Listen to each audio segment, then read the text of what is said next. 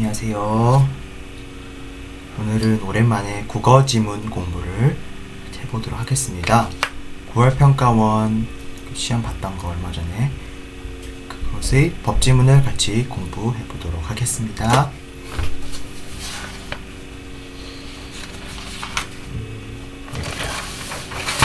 한번 시작해 보도록 하겠습니다. 물건을 사용하고 있는 사람이 그 물건의 주인일까? 점유란 물건에 대한 사실상의 지배를 뜻한다 라고 해서 이 점유라는 것이 무엇이다 이렇게 주어져 있죠. 그래서 한번 메모해 놓고 가겠습니다. 그래서 점유라는 것은 물건에 대한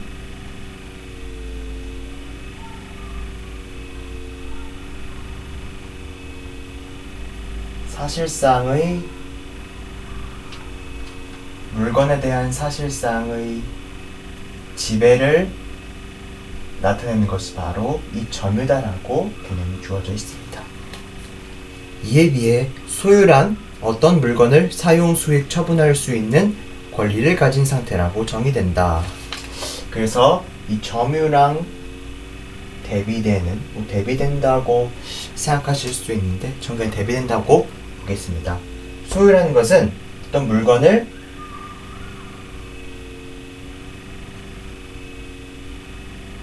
사용, 수익, 처분 할 수 있는 권리라고 나와 있습니다. 그리고 여기서 주로 표시된 것은 점유자가 소유자는 항상 아니다라는 것도 지문에 나왔겠죠. 이거를 설명을 드리면은 예를 들어서 어떤 부동산이 있다고 가정을 해보겠습니다. 부동산에 이렇게 집이 있습니다. 근데 여기서 한 가족이 행복하게 살고 있었어요. 네. 근데 그러니까 이거를 전세입니다. 전세로 이 가족이 이것을 구입했습니다. 일단 2년을 전세로 잡았다고 생각을 하면은 이 기간 동안에 이 집에 대한 소유권은 바로 이 가족한테 갖고 있겠죠. 그렇지만 이 물건을 점유하고 있는 점유자는 이 집의 실제 주인이겠죠. 이런 겁니다. 그래서 실제로 소유자는 가족이지만 점유자는 이 집을 완전히 소유하고 있는 집 소유주가 되겠죠. 그렇기 때문에 여기서 점유자랑 소유자가 다르다는 말은 이런 식으로 이해를 해주시면 감사하겠습니다. 그래서 어쨌든 이 점유랑 소유가 이렇게 구별되어 있다는 것을 아실 수가 있겠죠. 자, 이제 이 문단 넘어가 보도록 하겠습니다. 이 문단을 넘어가 보시면은 여기서 잘 보이시죠? 이 문단을 넘어가서 살펴보면은 물건을 빌려 쓰거나 보관하고 있는 것을 포함하여 물건을 물리적으로 지배하는 상태를 직접 점유라고 한다. 그래서 점유를 두 가지로 구분하고 있죠. 직접 점유,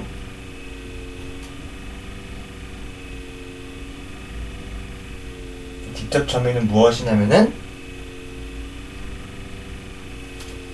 물리적으로 지배하는 상태.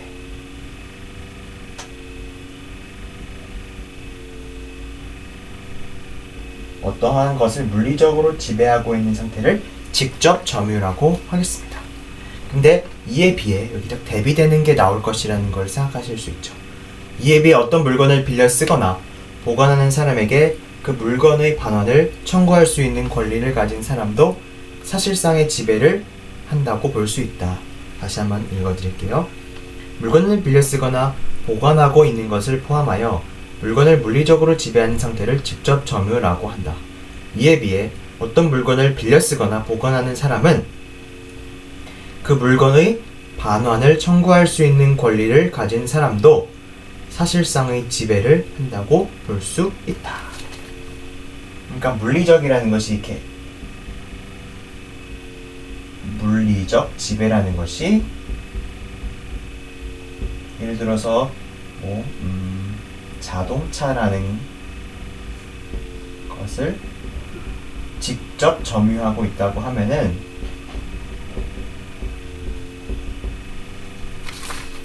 이 자동차를 직접 가지고 있는 것, 당연히 물리적으로 직접 갖고 있는 거니까 직접 점유가 되겠죠. 근데 꼭 이런 것뿐만 아니라 이 자동차를 친구한테 빌려줬습니다. 근데 친구한테 예를 들어서 1년 동안 빌려주기로 약속을 했는데 갑자기 사정이 생겨서 친구야, 이 자동차 좀 내 거니까 다시 줘. 이럴 때도 물리적 지배라고 보는 거죠. 즉 물리적 지배라는 것은 그냥 크게 내가 가지고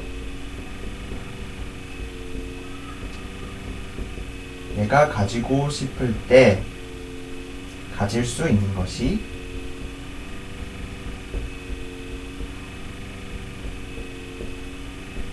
물리적 지배라고 보실 수가 있겠습니다. 어쨌든 물리적 지배는 이런 것이고요. 그 다음에 이어서 이와 같이 반환 청구권을 가진 상태를 간접 점유라고 한다라고 나와 있습니다. 아주 잘못 설명드렸네요. 이게 아니라 다시. 직접 점유라는 것이 직접 점유는 한마디로 물리적으로 소유하고 있는 것이고, 저는 아까 이렇게 반환 청구권, 반환을 요구할 수 있다. 이것도 물리적 점유의 특징이라고 설명을 드렸는데요. 그게 아닙니다. 반환 요구를 할 수 있는 것은 지문에서 보셨다시피 간접 점유,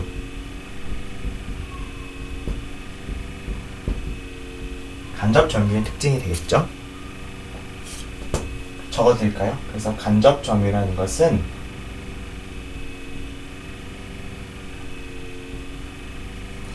지문에 따르면은 여기서 반환 청구권을 가진 상태입니다.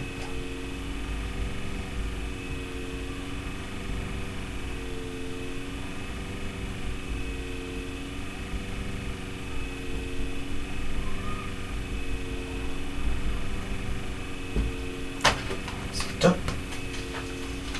이어서 다음 문장을 읽어보겠습니다. 직접 점유와 간접 점유는 모두 점유에 해당한다. 그쵸? 점유에 파생된 것. 점유는 소유자를 공시하는 기능도 수행한다. 네, 얘는 추가적인 기능도 하는데요. 바로 소유자를 공시하는 기능.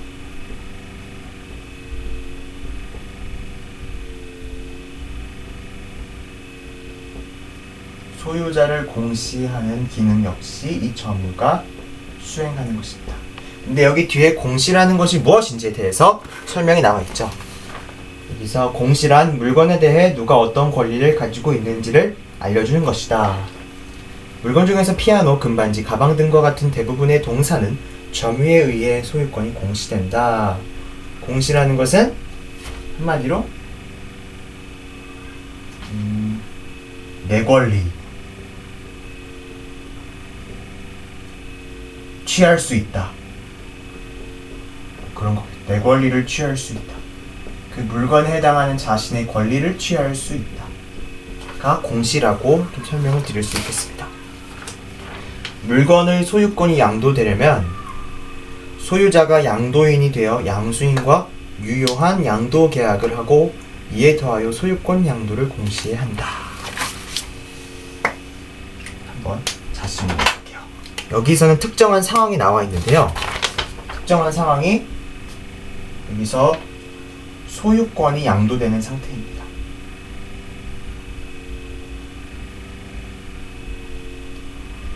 소유권이 양도될 때 어떠한 일련의 과정이 벌어져야 하냐면요.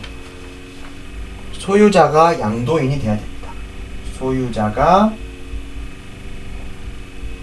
양도인. 양도인 한마디로 무언가를 주는 사람이겠죠? 소유자가 양도인이 되어서 양수인과 이거는 소유자, 사고자 하는 사람 이렇게 할게요. 사고자 하는 자. 얘가 바로 양수인이 되겠죠. 양수인.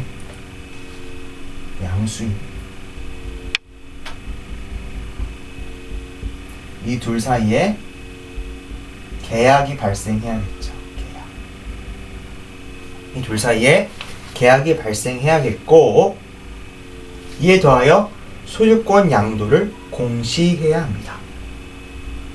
그쵸? 그 다음에 여기지? 소유권 양도.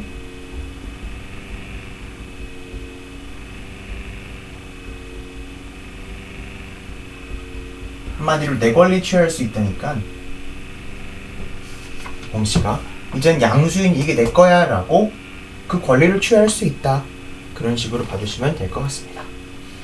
점유로 소유권이 공시되는 동산의 소유권 양도는 점유를 넘겨주는 점유인도로 공시된다. 조금 공시라는 것이 헷갈리시죠? 다시 한번 정리해 드릴게요. 공시라는 게 앞으로 계속 나올 텐데 이거는 이렇게 봐주시면 됩니다. 여기서 다시 한번 말씀드리면은 공시라는 것은 물건에 대해 누가 어떤 권리를 가지고 있는지를 알려주는 것이다 라는 거니까 한마디로 누구 걸까? 누구 거지? 이 물건은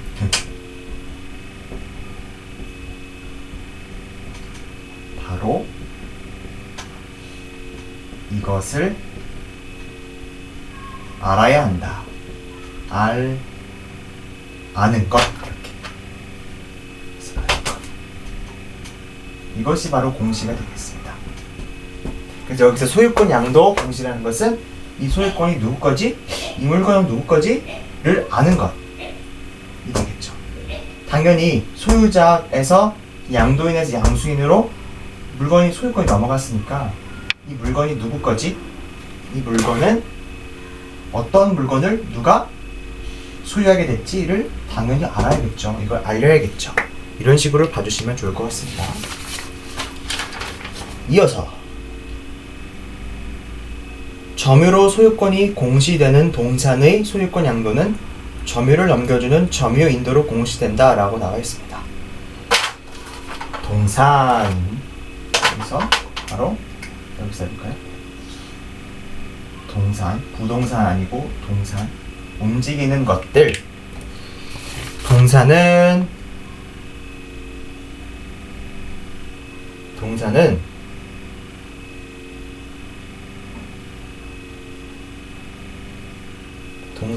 소유권 양도를 해야 하는데 바로 점유 인도를 해야 하는 것입니다.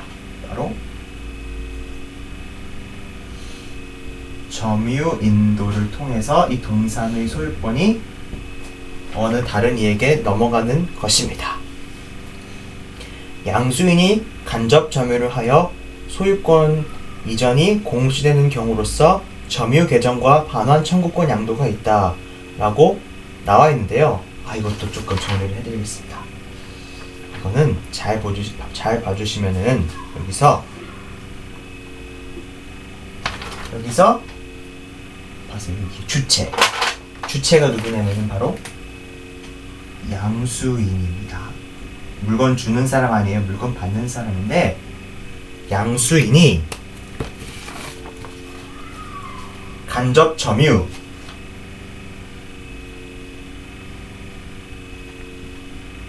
점유를 통해서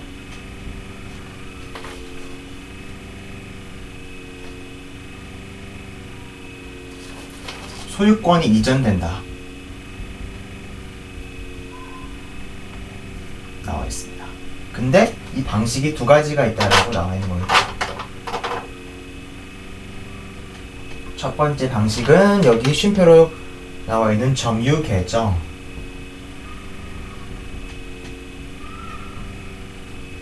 두 번째는 바로 반환 청구권 양도.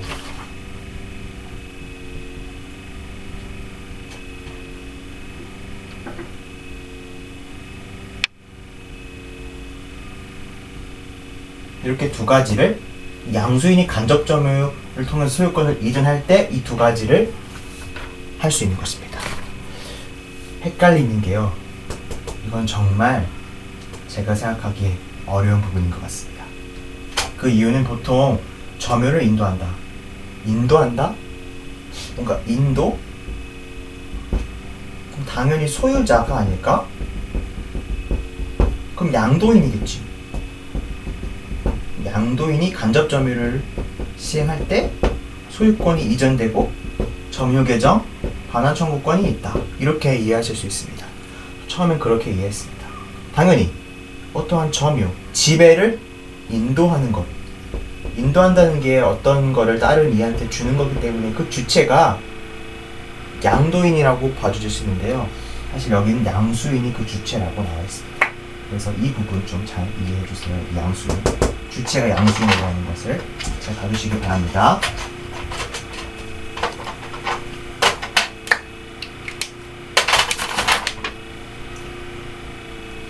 그쵸. 예를 들어 A가 B에게 피아노의 소유권을 양도하기로 계약하되 사흘간 빌려 쓰는 것으로 합의한 경우 B는 A에게 피아노를 사흘 후 돌려달라고 요구할 수 있는 반환 청구권을 가지게 된다. 이거죠. 반환 청구권, 간접 점유. 간접 점유를 가지게 되는데 이처럼 양도인이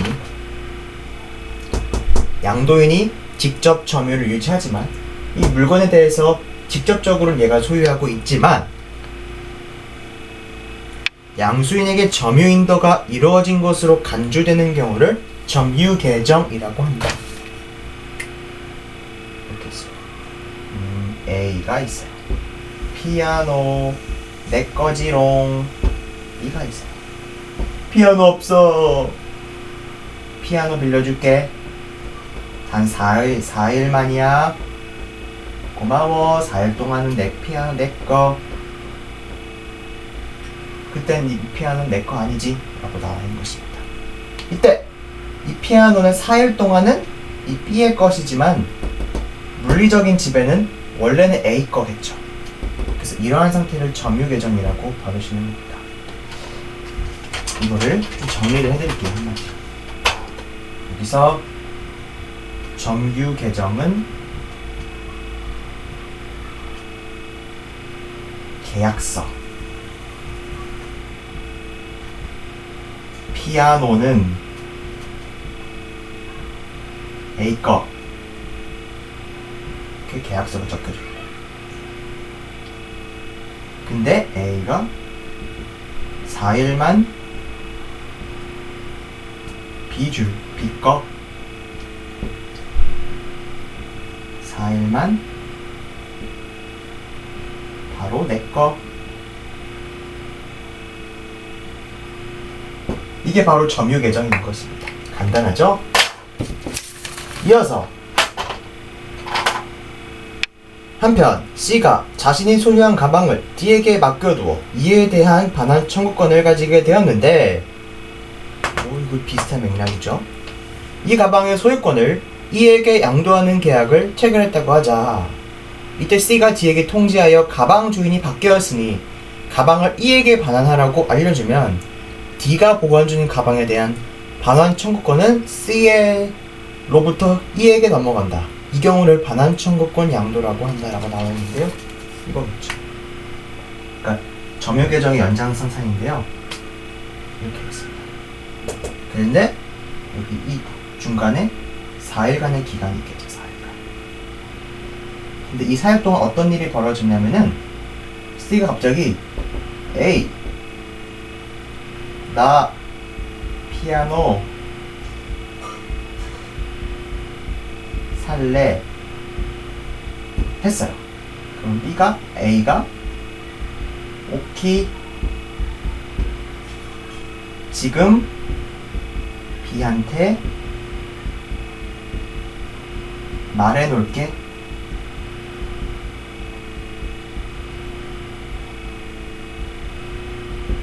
그래서 이 대화 이후에 이 C가 B한테 피아노 이제 내꺼, 반환 청구권도 내꺼, 이런 상황이 바로 반환 청구권 양도라는 것입니다. 이게 이렇게 반환 청구권 양도가 되고 이게 점유 배정이 되겠죠. 이해하시겠죠?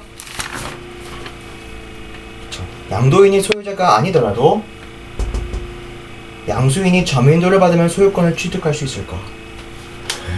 한마디로 어떤 상황이냐면 여기서 사실은 이 A가 계약서에 A꼴을 되어 있으니까 A가 뭐 B한테 피아노를 빌려준 그 4일 동안에 C한테 소유권을 이주하는 건 문제가 없겠죠. 근데 문제는 이 B가 지 것도 아닌데 남한테 내가 지금 갖고 있어, 가져, 이런 겁니다. A한테는 어이없겠죠. 내 피아노인데 빌려준 사람이 다른 사람한테 팔아버렸으니까 당연히 어이가 없겠죠. 그런 상황이 바로 이 A입니다. 점유로 공시되는 동산의 경우 양수인이 충분히 주의를 줬는데도 양도인이 소유자가 아님을 알지 못한 채 양도인과 유효한 계약을 하고 점유인도로 공시를 했다면 양수인은 소득권을 취득한다. 이것을 선의취득이라고 한다라고 했는데요. 다시 한번, 양도인이 소유자가 아니더라도 양수인이 점유인도를 받으면 소유권을 취득할 수 있을까? 점유로 공시되는 동산의 경우 양수인이 충분한 주의를 했는데도 양도인이 소유자가 아님을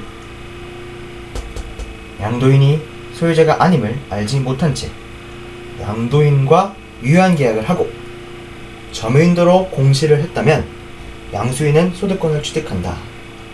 이 말은